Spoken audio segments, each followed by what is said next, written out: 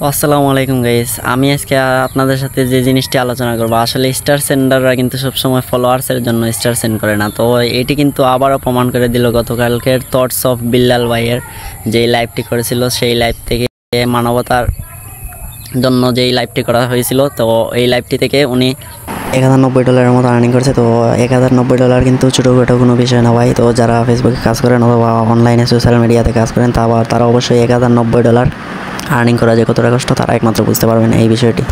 অনেকের আবার এটা দেখবেন, অনেকের আবার এটা স্বপ্ন যে আমি যদি এত টাকা আর্নিং করতে পারতাম ফেসবুকে থেকে অথবা অনলাইন থেকে, তাহলে অনেকটা ভালো লাগতো। তো থটস অফ বিল্লাল ভাইয়ের কাছে কিন্তু এগুলো কিছুই না। এর আছে অনেক কন্টেন্ট ক্রিয়েটরদের 1 মাস লেগে যেতে পারে, আবার অনেক কন্টেন্ট ক্রিয়েটরদের আবার 15 দিনের ইনকাম, অনেক কন্টেন্ট ক্রিয়েটরদের 5 মাস 6 মাসের ইনকাম।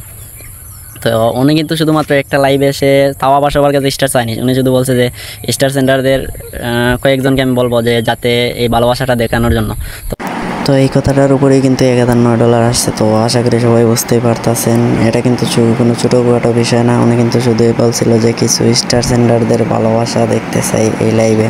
তো আবারও কিন্তু স্টার সেন্টাররা প্রমাণ করে দিয়েছে। তো যারা মনে করেন যে স্টার সেন্টাররা শুধুমাত্র ফলোয়ার্সের আশা স্টার সেন্ড করে, আসলে ভাই তেমনটা না। অনেক স্টার সেন্টার আছে আমাদের, মনে করেন বাংলাদেশি, ওনারা 40 বছর 50 বছর ধরে আমেরিকা থাকে অথবা ইউএসএ থাকে, ইউএসএ লন্ডন এরকম ইউকে সব দেশে মনে করেন থাকে। তো ওনারা কিন্তু মন থেকেই আমাদের বাংলাদেশিদেরকে সাপোর্ট করার চেষ্টা করে সবসময়, যাতে আমাদের বাংলাদেশের ভাইবাদারও যাতে ভালো কিছু শিখতে পারে। আমাদের মানে যারা গণ্যমান্য ব্যক্তি যেগুলো আছে, যাদের ভিডিওগুলো একটু মনে করেন গুরুত্বপূর্ণ আলোচনা থাকে অথবা শিক্ষণীয় ভিডিওগুলো থাকে, সেই সব ভিডিওতে কিন্তু ওনারা সাপোর্ট করে থাকে। তো আশা করি সবাই অবশ্যই বুঝতে পারতেছেন, আর সবসময় কিন্তু এরকমভাবে শিক্ষণীয় ভিডিওগুলো তুলে ধরার চেষ্টা করবেন আর বাস্তবতাগুলো তুলে ধরার চেষ্টা করবেন। আর আশা করি অবশ্যই সবাই বুঝতে পারতেছেন। তো যারা যেই স্টার সেন্টাররা এই ভিডিওতে সাপোর্ট করছে, অবশ্যই যেই লাইভে সাপোর্ট করছে অথবা থটস অফ বিল্লাল ভাইকে সাপোর্ট করে অথবা আমাদের সবাইকে সাপোর্ট করে, তাদেরকে মন থেকে অবশ্যই সম্মান করবেন আর সবসময় ভালোবাসা দিবেন।